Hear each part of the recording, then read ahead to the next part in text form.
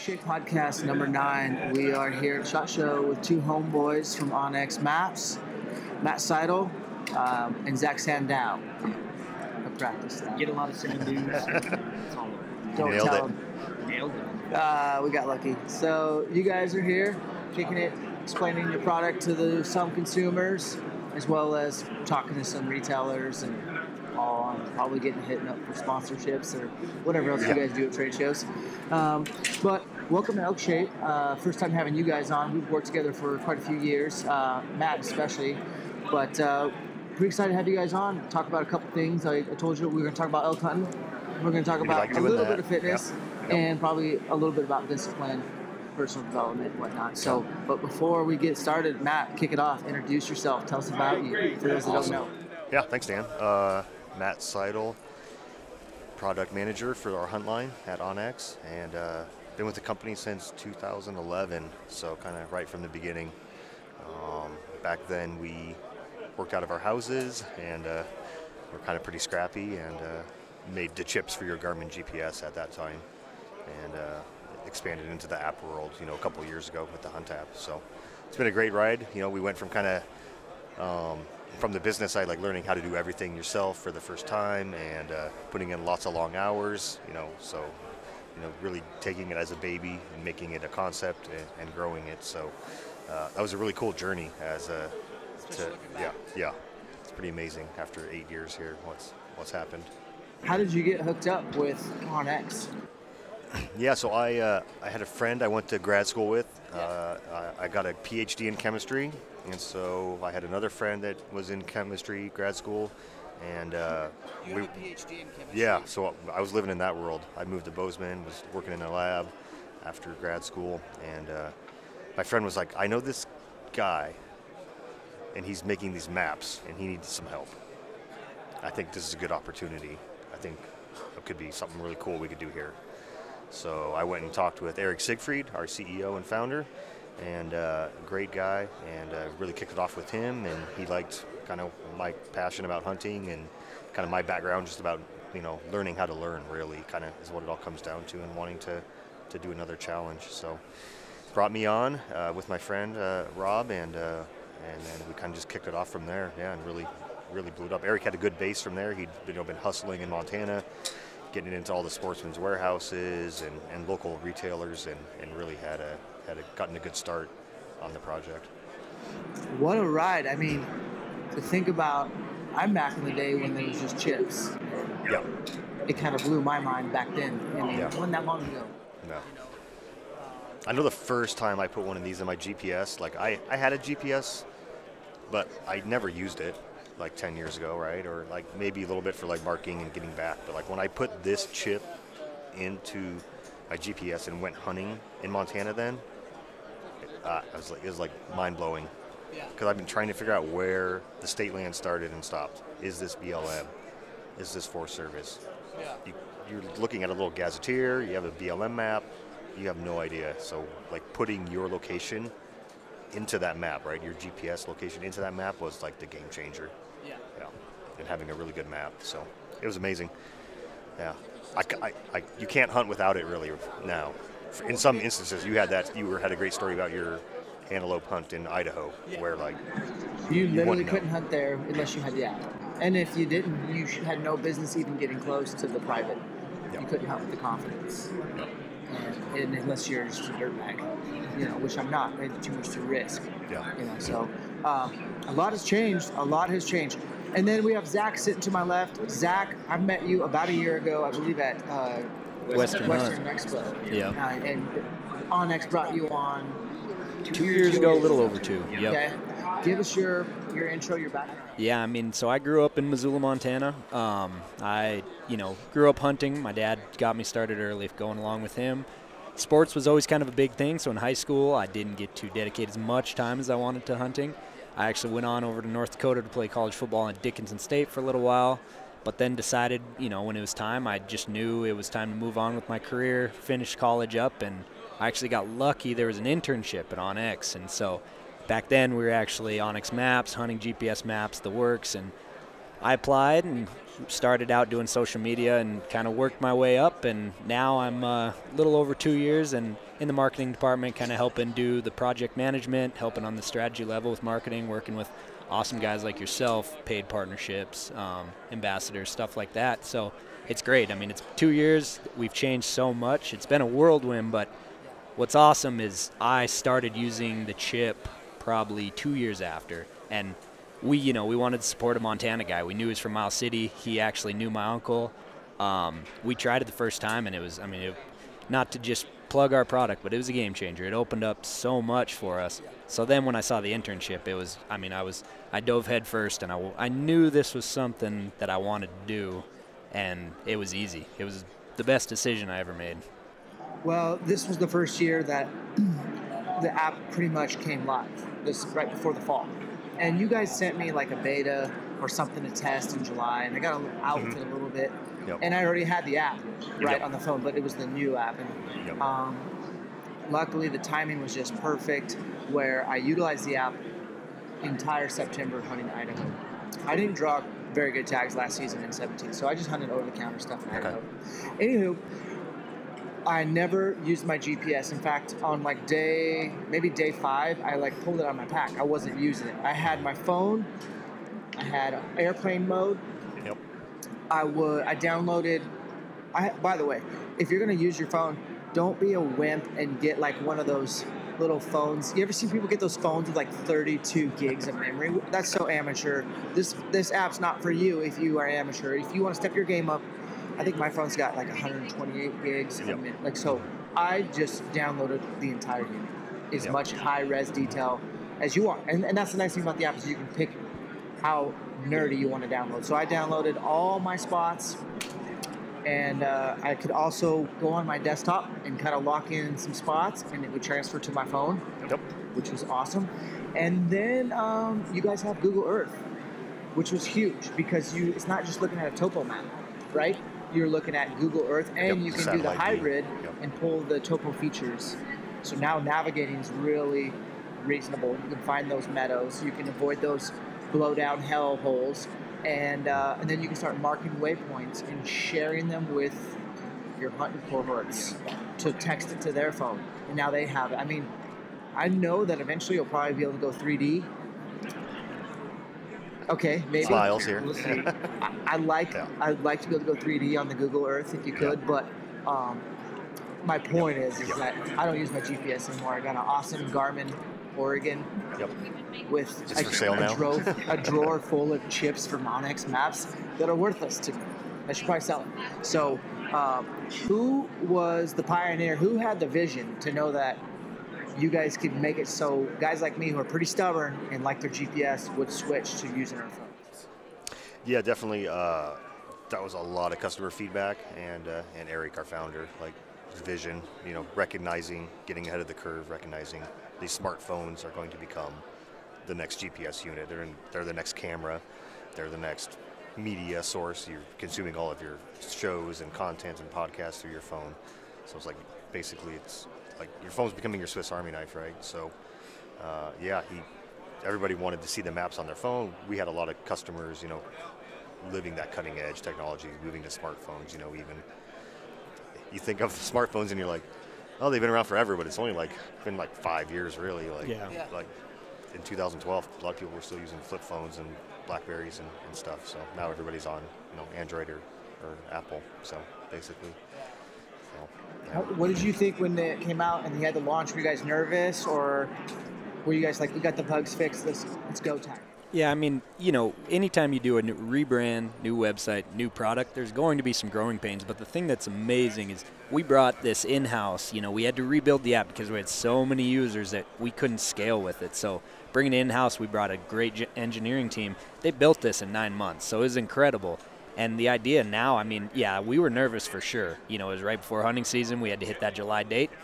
And a couple bumps and bruises early, but now, all the feedback, that's the thing that's great is our customers always let us know, positive or negative, but it's all feedback to help us improve our product, working with you guys. And now I don't know how many people have told us that they put their GPS away and they're only using their app last fall. And that's the best feedback we can get, because we know that it's working for them and they feel confident to use it, and they don't have to worry about, the fact that they're out of service or they don't think they can rely on it. So, I mean, now it's sky's the limit. Now we're just, we're looking forward. We're looking into years to come, what we can do with it, because we know people are confident in using it. Yeah, it's interesting. I mean, the GPS is gone. It took batteries. Now I just have to bring like a cell phone charger with me, like a Poseidon. Who makes that? Dark Energy or something? Yeah. Dark Energy. I just bring that. I still didn't have to use it because airplane mode wasn't chewing up any. And I like having my phone with me because I can video and document my hunt day to day. It's been cool.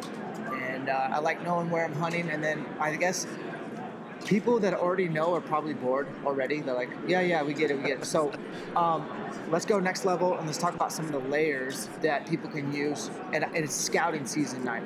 It's cyber scout application time. Application season's here. It's time to do your homework from your desktop. I think it's easier from a desktop. You can use this app. And so let's just get into some details of layers that you could use to help scout. And let's tell people how much it cost, what's the investment, what they're looking at to get this as a scouting tool. I use onXmaps desktop with GoHunt.com.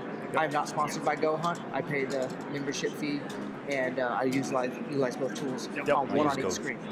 So tell us about that. So I guess my strategy a lot of times is definitely going to my state website, looking up how many points I have, right?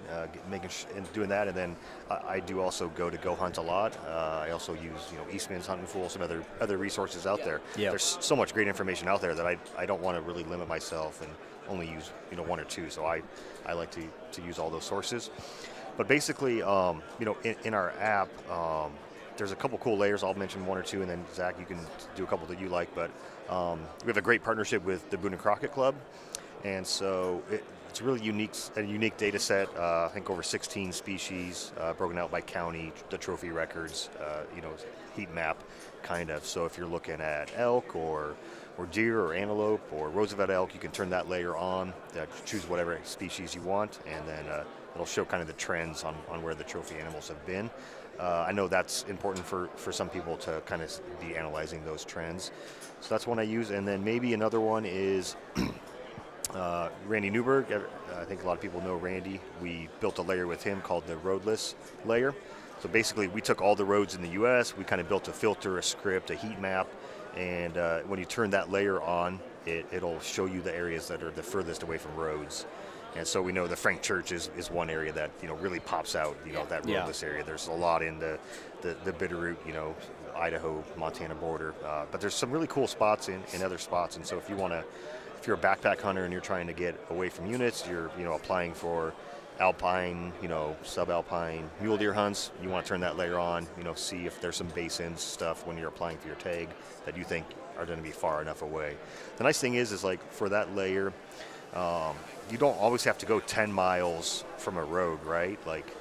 So you can kind of judge on your ability, hey, I'm a 2 mile pack in, or I can go 5 miles. I want to go 10 miles and judge where those areas might be from a road. So those are two of the layers I use a lot. Yeah, and I mean, for me, obviously, once you figure out what state you're hunting, what species you have, the thing I really like to do is, I hunt public land, but I like finding new areas. I have my kind of bread and butter that I stick to, but I mean, there's a lot of great places to hunt in the West, and trying to find, how I start is I'm looking for first hunting district, anchor it down by the species, season I'm going. So if it's archery, I'm looking for a huge amount of public land. I'm looking to get away from roads, but also on the flip side, I need to see which roads, how I'm going to get there, what I can get to with bad weather. The other thing is we have trails. So with our trails, we have an extensive trail data that has difficulty, distance. So with it, you can turn it on and it'll give you kind of a heat slope and it'll break it down how steep it is, but then also tell me how far I need to go to get into where I'm at.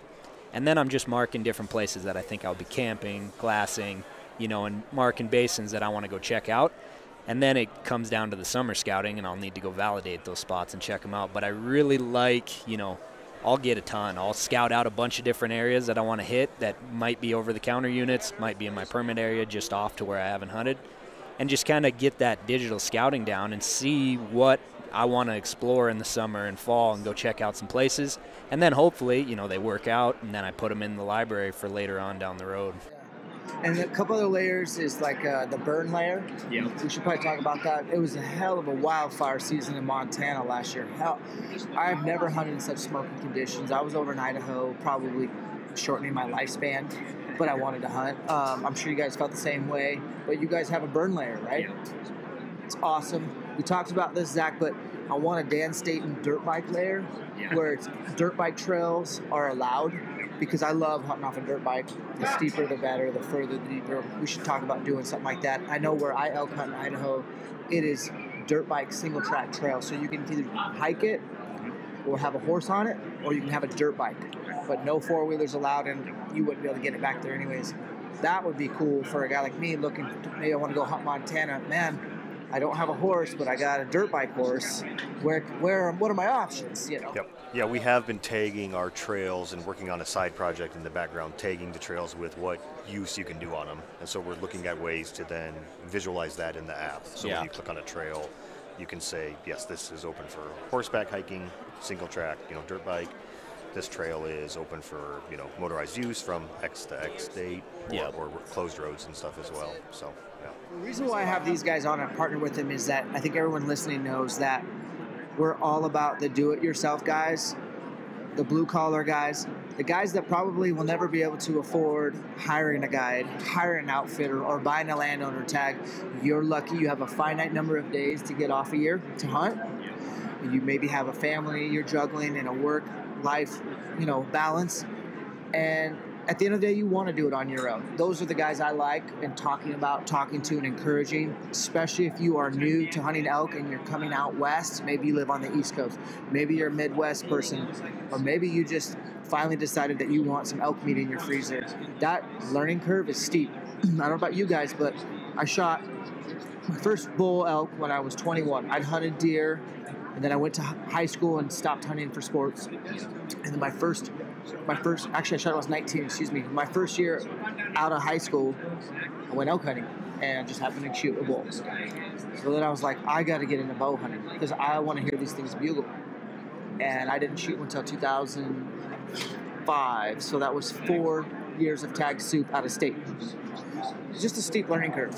How long did it take you guys to get your first elk? Like, did you have a mentor? What was the learning curve? Zach, start with you.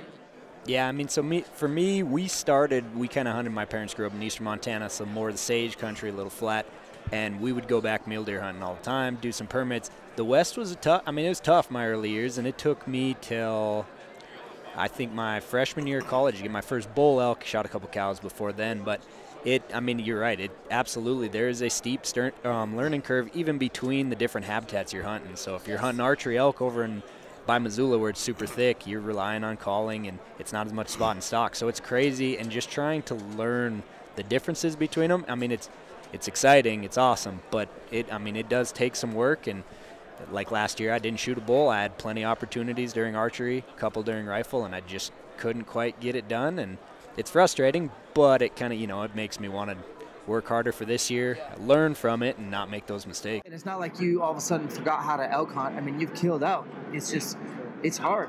Yeah. And the way we do it, public land, it's hard. And that's why you need a tool like onXmaps to, I'm just telling you guys, you just got to trust me. This is a must, not a should. And there's a difference there. This is something you absolutely have to invest in. And we're going to get into Matt's learning curve in a second, but I want to talk price points. So if you want to do what I'm doing, I have the Elite membership. And what is that a year? 99? 99. Okay, and I have all states. Yeah, all 50. All 50. In fact, I'm going to Hawaii in about a week from now, and I'm bringing my bow because I have onXmaps and I know where I can elk hunt. I know where I can pig hunt. And it's cool because I can pull up Hawaii and know exactly where I'm at, what's public, what's not. There's a lot of hunting opportunity there for public land. And so it's for $99, you can do that. Now, if you don't need it for the year, which maybe you don't, I don't see why you wouldn't. With the application season and the scouting season, I need it year round, but maybe you don't. Can you go monthly? On the Elite option, you can go $15 a month. Yeah. So test it out. A mere $15 a month, you can go month to month. You can go old school and get the chips per state. I wouldn't recommend that. I think the phone is a little bit more, but to each his own. what's it cost to get a chip? So the chip now is $119.99, and you actually get 1 year of premium, so you get one state for free with that. And what that does is you can get it on your app, well, you can get it on your phone, computer, tablet, but it also updates your chip for you that year. So, we usually try to update every state once a year. Once that update comes out, you can just plug it into your computer, pull up web map, and then it'll update. And then you can the other option we have is premium, which is one state on the app, your phone, computer, tablet, for $29.99 a year. Yeah, I think for $100 it'd be worth your while if you hunt multiple states, like myself, or want to hunt elk all over and try to get yourself some public land hunting. I can't believe I'm using it in Hawaii next week. That's going to be crazy. Now, don't think I'm going to Hawaii just to go hunting, because I'm not. My wife was gracious enough to give me one day. And it's worth it enough to me to bring my boat out. And I don't care. So here's how ignorant I am. I got my hunting license in Hawaii, which is kind of hard to do, by the way. Like, you have to have a hunter safety card, and you have to have had it since 1990 or before then.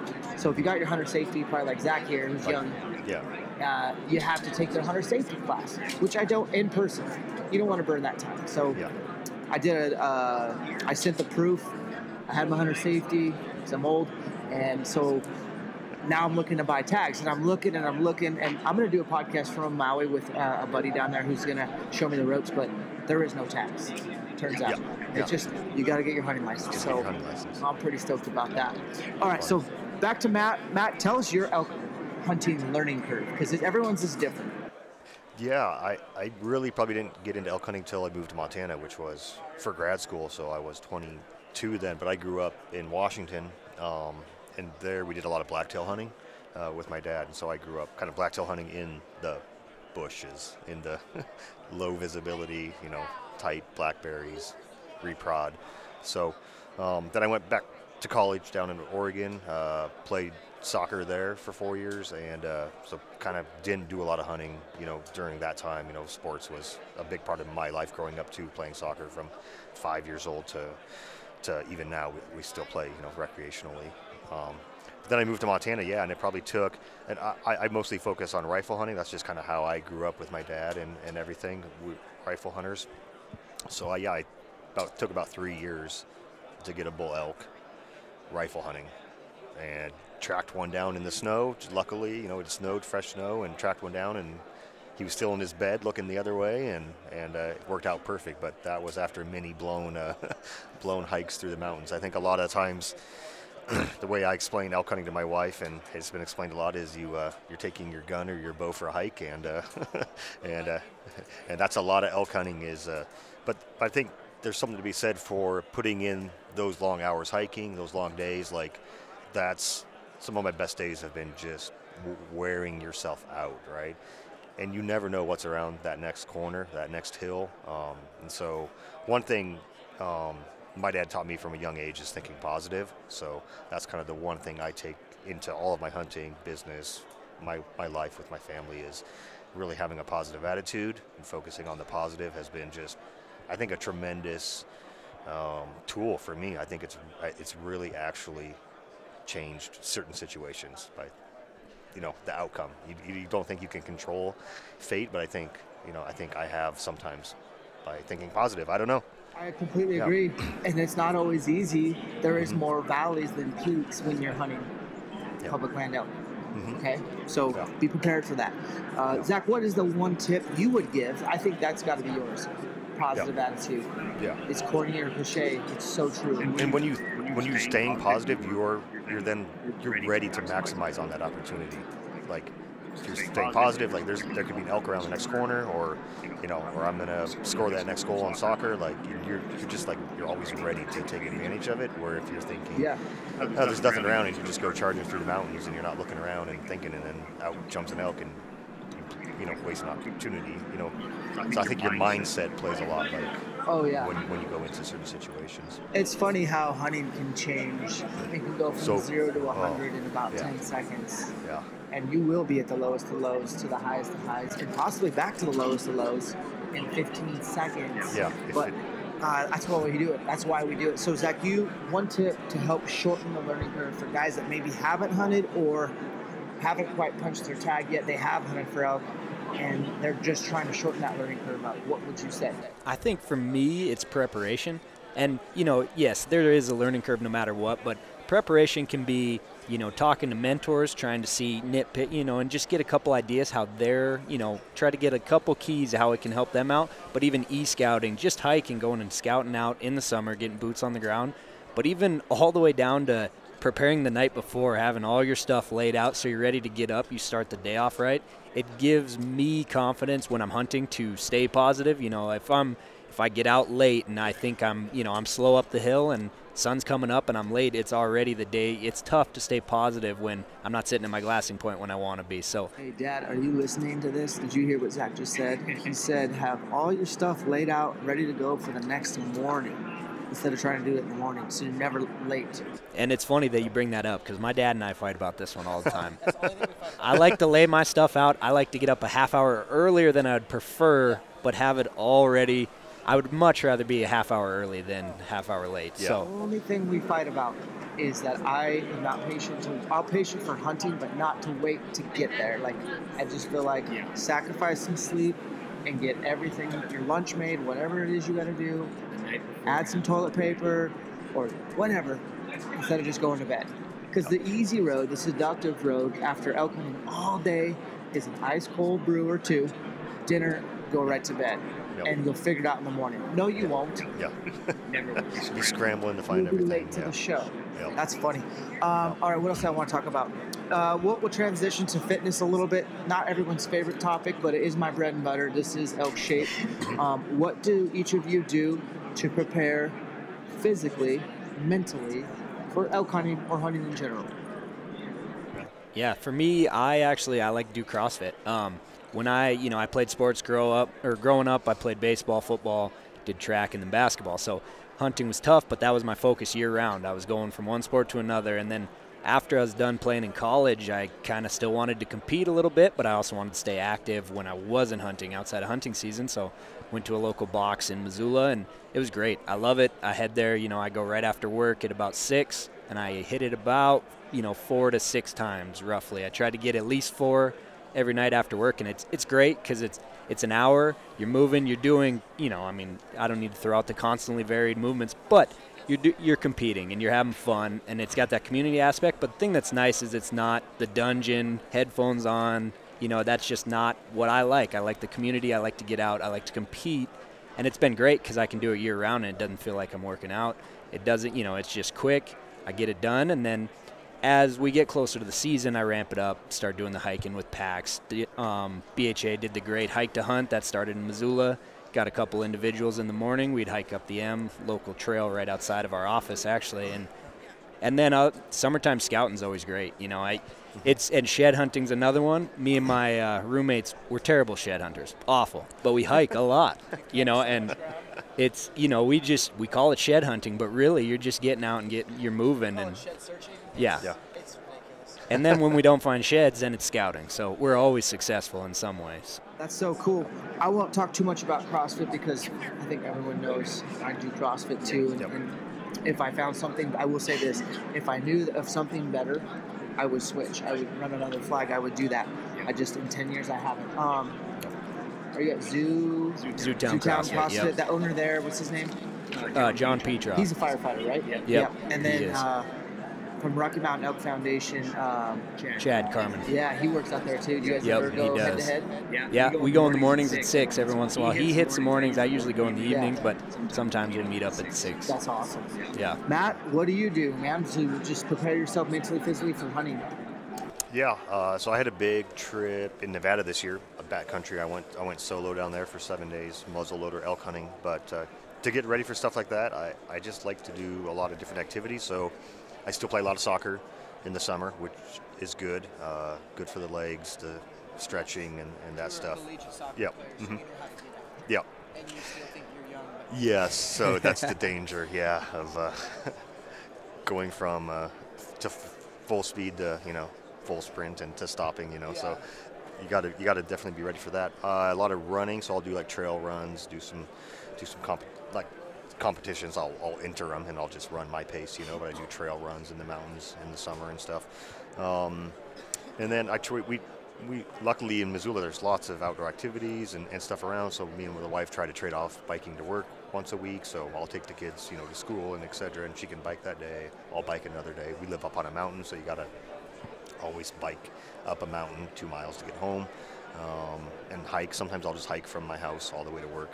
It's 2 miles with the pack. So I try to do that once a week in the summer. Come in all sweaty, and luckily we have a shower at the office there. You can shower and get ready. Run at lunch, do that, So just a lot of different activities. And then me and my wife do. There's a gym in town. It's called Momentum, and they do kind of lower weight, kind of CrossFit kind of stuff. But we do stations, 1-minute stations for 60 minutes. Lots of core, lots of light lifting, lots of treadmill work, lots of planks, all that. Just good full body workout. I think that's been great for us at our age, in the upper 30s, keeping stretched out and everything. So that's what we do. And then just taking the kids hiking, the dogs. I got a lab. I'm a big bird hunter as well, so I got to keep him in shape and wore out. Otherwise, he drives the wife crazy. You said wife. Zach, you're not married, right? Not married. Okay. So this one's not for you. No.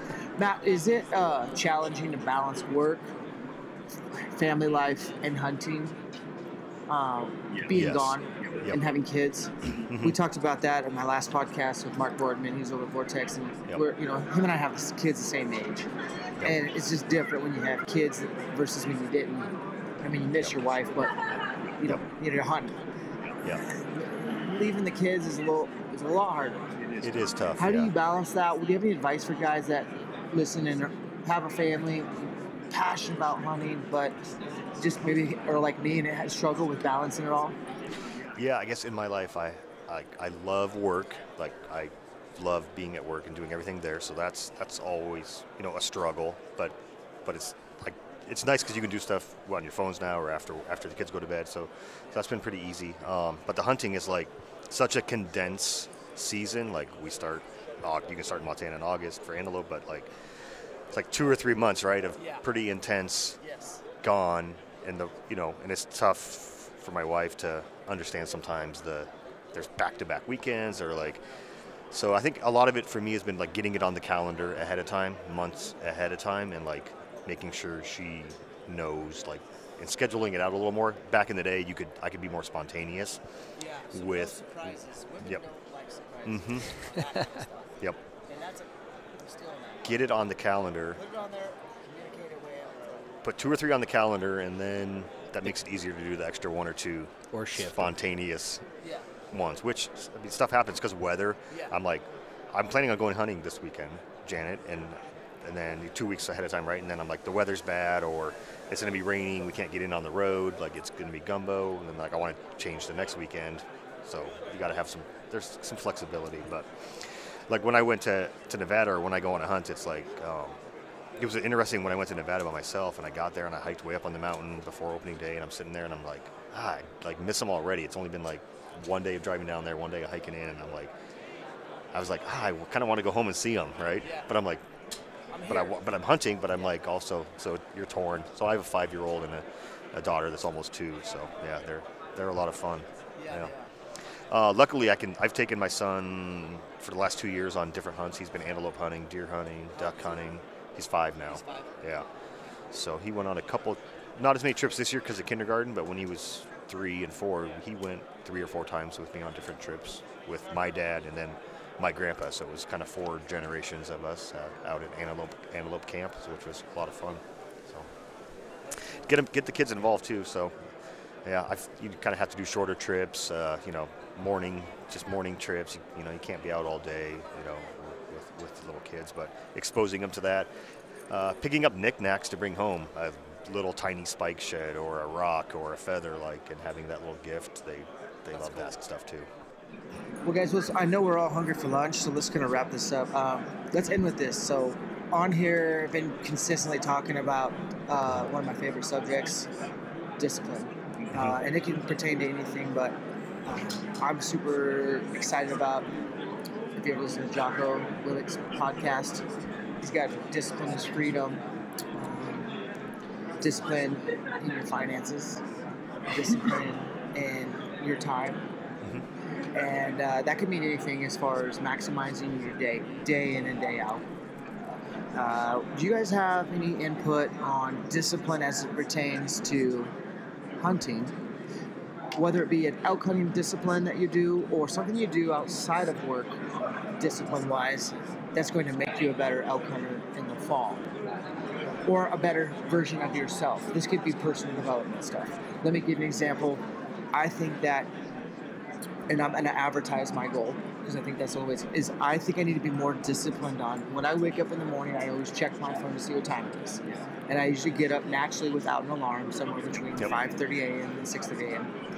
But I have caught myself times opening up emails from my bed, go through all my emails, and then once that's done, open up the IG, do a little scroll, check out some stories. Oh, check Facebook. All of a sudden, it's 7:30 in the morning, and I haven't done shit for the day, really, truly. Whereas I could have woke up, maybe cranked out 30 push-ups, got downstairs, dig into the Word a little bit, drink some coffee, maybe talk to my wife a little bit, something like that. So I've just been looking at that lately. That's something I'm going to fix. I need to be more disciplined to be a better version of myself. That's not productive with my time, and time is very valuable.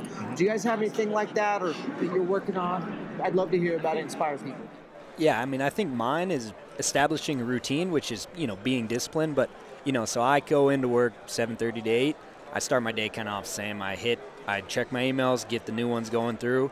Then I kind of, with my new position, I kind of see what projects we have going on, figure out what we need to do. We have a stand-up at 9 o'clock where we meet with the team, discussing the week. So kind of just having that daily routine. And then after, as I mentioned, I go to the gym, and it's a lot easier to not, stray away from that if I establish that routine. And with hunting, it's the same way. We were talking about being prepared. I kind of do that every night. I lay all my stuff out. I'm still the kid that lays my clothes out, has them ready, has my bag ready, everything packed, lunch is in the fridge, and I, same routine every morning. I wake up, might shower, might not, grab my stuff, get dressed, and I'm ready. And it's just being able to do that.